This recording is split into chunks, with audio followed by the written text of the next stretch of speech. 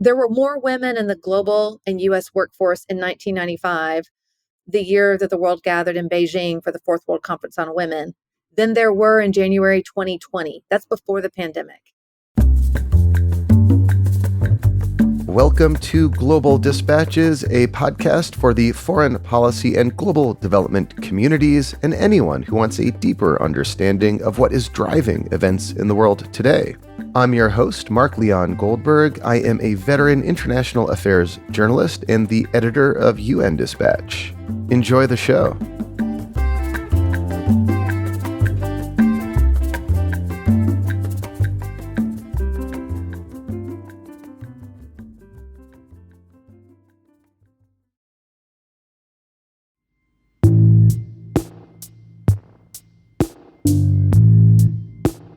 The Commission on the Status of Women concludes this week at the United Nations. CSW, as it is known, is one of the major annual events at UN headquarters, second only to the opening of the UN General Assembly in September. But unlike UNGA, it rarely gets much media attention, at least not the kind of attention commensurate for a diplomatic gathering of its size. So joining me to explain the key debates and discussions from the 68th Commission on the Status of Women is Michelle Milford Morse, Vice President for Girls and Women's Strategy at the United Nations Foundation. We kick off with a long conversation about the unique diplomatic dynamic surrounding international debates and discussions on gender equality, including why after years of progress, advocates for gender equality are now playing defense. We then discuss some of the items that were on the agenda at CSW this year. I appreciated this conversation very much. It also helps to achieve one of the key goals of this podcast, which is to shine a light and give coverage to events like this that don't get the attention they deserve. One of the core missions of this podcast is to shine a light on undercovered global stories, and the dearth of coverage from the Commission on the Status of Women, I think, demanded that we do an episode on this topic. I learned a lot from this conversation, and I know you will too. Now, here is my conversation with Michelle Milford Morse of the United Nations Foundation.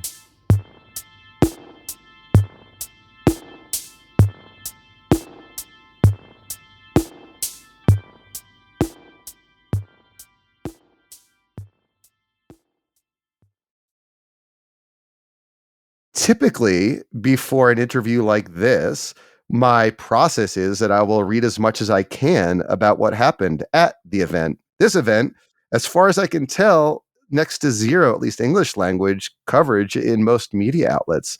Why is that? Well, Mark, I think it's worth reminding listeners who maybe are less familiar with this process that we gather at the United Nations every year in March over 2 weeks for what is called the Commission on the Status of Women. It has a very long history. This is the 68th one. And member states gather and discuss gender equality, girls and women's rights, and they form agreed conclusions over the 2 weeks. And you're right, there's not enough media coverage of this. I think it's not a moment that captures the public imagination about what's possible for girls and women's rights, because I think that it has become a pretty vexed space. The agreed conclusions show progress that is incremental and fragile and small. Right now, I think the negotiations are going well, and certainly there are a lot of member states that are so completely and totally committed to the promise of gender equality and to serving the interest of half our human family. But it is also true that this all happens in a context where there are a lot of actors who don't think that girls and women deserve full rights. And so maybe progress here sometimes feels perfunctory and small compared to some of the other things that happen in the UN and some of the things that are happening out in the wide world. I know you are a veteran of many CSWs, and before we get into the substance of what happened at the Commission on the Status of Women this year, I'm interested in just broadly getting a sense for you, like what was the vibe or mood this year compared to that of years past? And based on your answer to my first question, I take it not all that great? There's an interesting bifurcation of feeling that happens here in New York. On the one hand, you have this incredible, joyful flourishing of solidarity among women and men, people of all kinds and from all places who believe in the promise of equality. And they gather here. I believe that this, and we don't have all the official numbers yet, but we have anecdotal reports that we have the largest number of registrants to this conference ever. Which is significant because you're talking about significant numbers here. Significant numbers. And I know the NGO forum was packed, the side events are packed, the sidewalks around here are packed. So that is one element of this. This is considered a really joyful moment in a lot of ways for our movement because we are together. We are reminded that we are not alone. In fact, we are reminded that we are the majority. Most people in the world, fair minded, women and men in all their diversity, want equality and justice for all. And this is one of the places where we gather and express that and defend it. So that is one thing that is wonderful about CSW and what makes it a moment that I look forward to every year.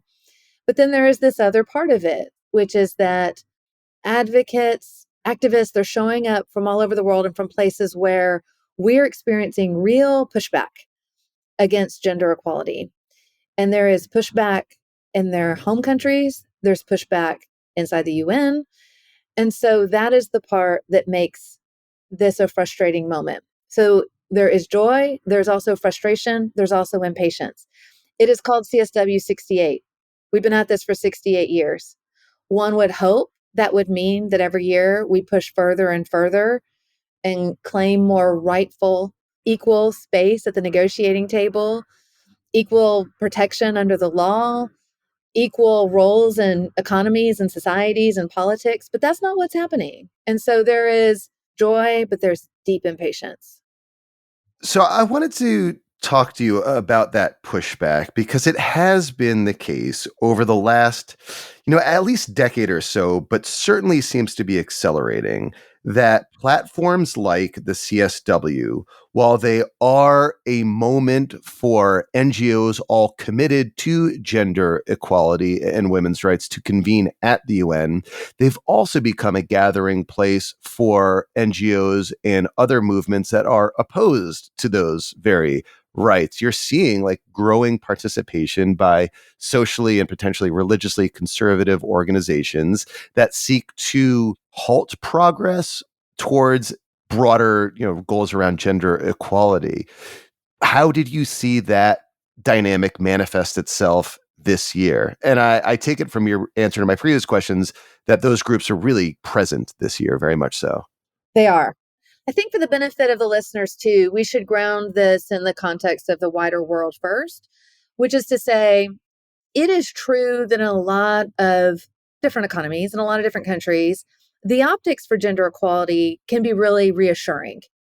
Women as heads of state, women on high courts, women running companies.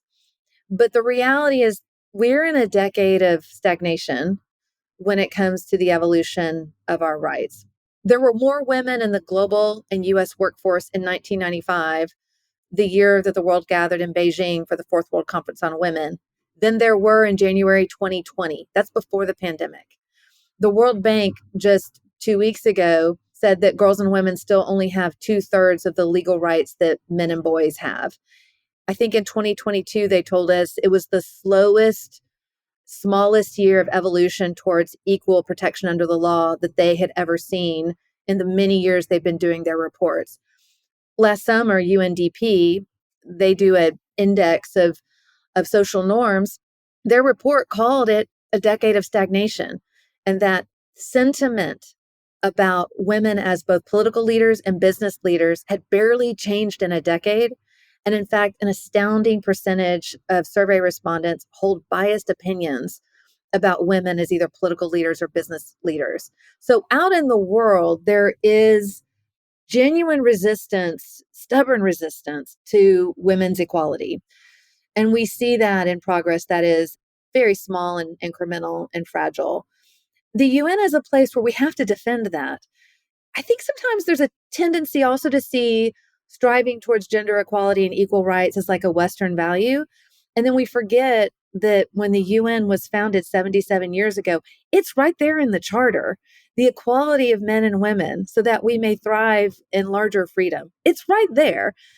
I think there's a tendency to see this as a Western value and that maybe to use the UN as a forum to make that point and to resist these kind of universal values.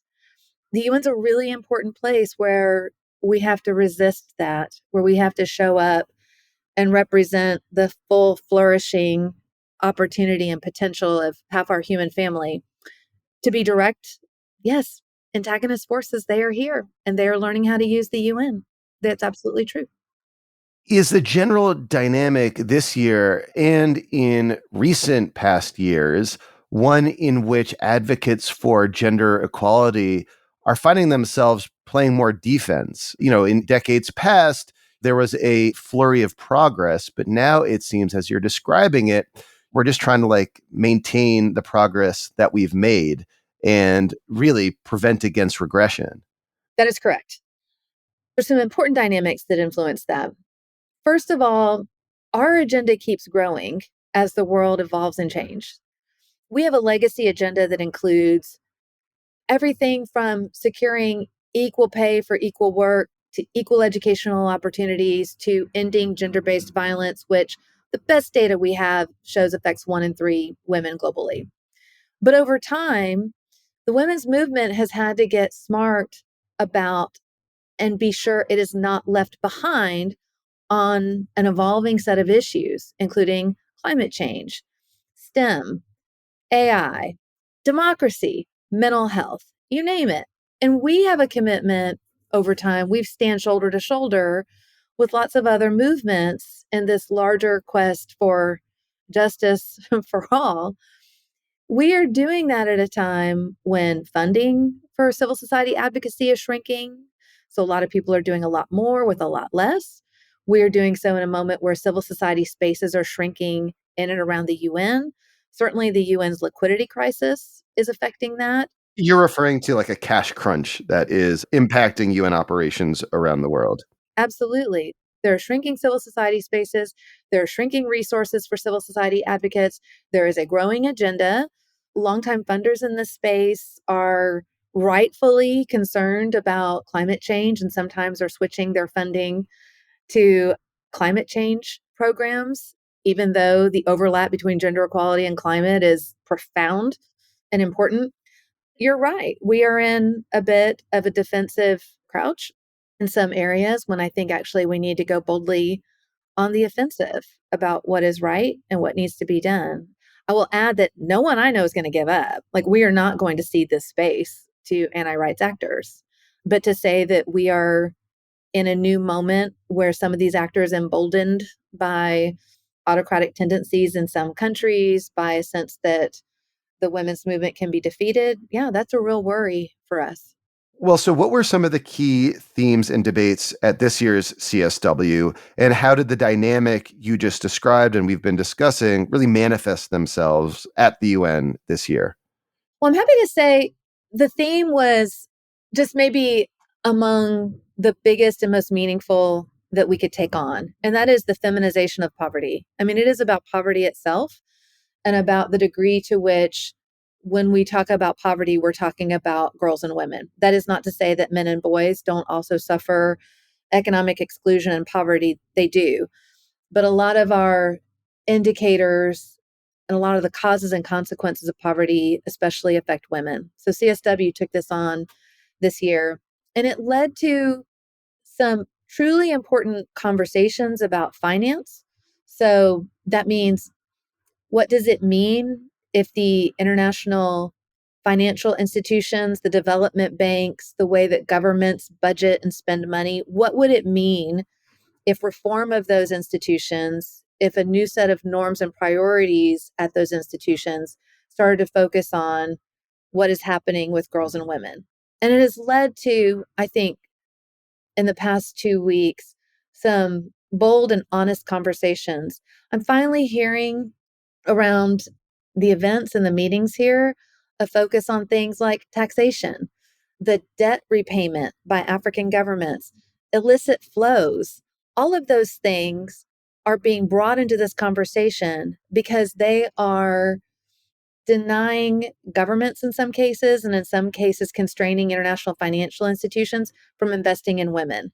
And so the women's movement, a lot of leaders that I deeply admire and a lot of big thinkers on this are tackling some of those big issues that affect a lot of development conversations and pointing those discussions towards gender equality and girls and women's rights. That has been invigorating, by the way, and I think eye-opening for a lot of people here. The other thing that's been very invigorating is a renewed and determined focus on care and the care economy. The care economy has been getting a lot of traction in this CSW, and that makes sense. The underpaid care work that girls and women provide to children, to elderly, to neighbors, to communities that women do, it is a massive wealth transfer to governments. It's basically a subsidy and to the great harm of a lot of girls and women. What I mean by that is that if girls and women are doing 3 times as much care work as the men and boys in their lives and in their families, it means that they can't pursue other educational opportunities. It means that they can't pursue other job opportunities. It means they can't pursue entrepreneurial opportunities. It means that they can't potentially run for office. It means that they can't enjoy their right to leisure like everybody else. So this conversation about that has gotten, I think, more serious and more intentional and more nuanced too, because there are people who will say, well, don't women love taking care of their children? And the answer is yes, many of them do. That's not what we're talking about. We are talking about the degree to which societies rely almost wholly and involuntarily on girls and women to take care of society. And by that, I mean children, and again, neighbors, elderly, everybody. And care is sacred. You need care. I need care. We need to be really serious about what it would mean to build caring societies. And we need to be serious about what a lack of a caring society means for women in poverty. That part has been invigorating too. So we're speaking near the very tail end of the 2-week conference. And earlier you said that negotiations were underway. What exactly is being negotiated? So, for your listeners who are not familiar with this, I mean, just across the street is the UN building. There are rooms over there where every government has sent a negotiator. They are reading line by line, paragraph by paragraph, a zero draft of agreed conclusions. A zero draft just says, we agree to these things.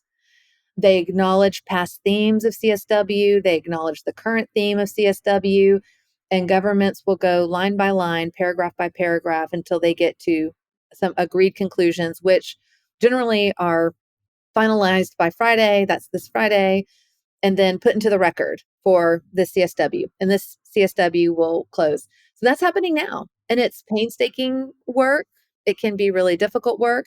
There are years that we haven't gotten agreed conclusions. We did last year. I think everyone expects that we'll get agreed conclusions this year, but that's what's happening just next door right now. And is there any like specific language that you as an observer and an advocate are hoping is included in this zero draft? Definitely. I mean, I think a lot of us have had to temper our ambitions over the years about what the agreed conclusions will say. I think frankly, we always want more. But the zero draft of the agreed conclusions had a paragraph about women, peace, and security. What an important time for us to focus on women, peace, and security. I was happy to see that. I hope that the language on women, peace, and security remains there. And I think anyone who cares about the lack of real investment in gender equality hopes that there is some serious language in there about the need to invest in women in all regions, across sectors and issues, that there's going to take some serious thinking about the reform of our financial institutions, how things get invested in to make sure that happens. I don't want to presuppose what they're going to say. I'm not in the room, of course, but it is past time to take seriously the lack of investment in girls and women and the need for us to get serious about doing it better and doing it now. And these questions about like language that gets included in outcome documents at the UN, in my experience, can be very in the weeds, like very quickly. But the reason I asked you about it kind of goes back to the earlier part of our conversation where we were talking about how advocates for rights are kind of playing defense these days. And it's often kind of measured in what language is included. Like, is the word sexual included before sexual and reproductive health? Is the word reproductive health even included? Like, those kinds of really kind of in the weeds decisions are how one measures progress often in these kinds of UN forums. Correct. There's a line, and we're always trying to hold the line. And we're trying to hold the line on bodily autonomy. We're trying to hold the line on comprehensive sexuality education. We're trying to hold the line on those things. And some years it's just harder than others. And people are in the rooms negotiating until late into the night to hold the line on those things. Because this year has a different theme, some of the types of conversations here have been different, no less controversial and no less important, but have been a little bit different.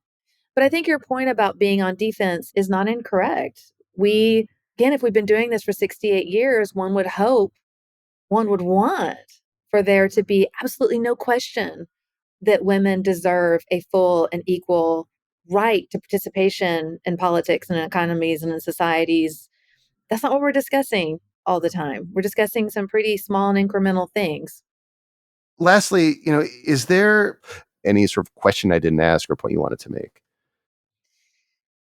I've been impressed this time around by the optimistic impatience. So it is both impatient, but it is also an impatience that doesn't suggest that we're all going to give up. But I've been impressed by it. The advocates who show up here to fight for girls' and women's rights are just the toughest, boldest, bravest that exist. And they do it under pretty difficult circumstances. And I take a lot of inspiration from that. I learn every time there's a CSW. I try to make time to really listen because it's how I really learn. So I wouldn't want the listener to think that even though we're not going to get agreed conclusions that have everything that we want, there's a lot of people here committed to it over the long term and committed to supporting each other and doing it in solidarity. That for me remains one of the most valuable aspects of this. I think also what feels true right now is you and your listeners will certainly have heard of the permacrisis. The permacrisis does feel real when you're here. It is true that a keen observer will see the overlaps between gender equality, life on a habitable planet, a rising number of humanitarian crises and conflict. We see the overlap in all of those things. And we see a need to get very serious and very focused on all of them. I mean, Mark, as soon as CSW is over, member states will return to their negotiating on the Summit of the Future. And soon on the near horizon, we'll have the HLPF to keep the SDGs on track. That's the high-level political forum for Correct. those Yeah. not knowing all the UN acronyms. I'm rarely stumped, so please go ahead. No. The high-level political forum, correct. That will take place in July, and that is just on the near horizon. So these very serious questions about how to keep our global goals on track, how to make sure the UN is fit for purpose and fit for the future. These are really serious discussions. CSW is one of the discussions that feeds into that and this larger reckoning that we're all dealing with about life on this planet right now and our responsibility to it and to the people who live on this planet. And so I'm energized by the past 2 weeks, but I don't think any of us are going to take our eye off the ball after these 2 weeks ends. Michelle, thank you so much for your time. Thank you, Mark.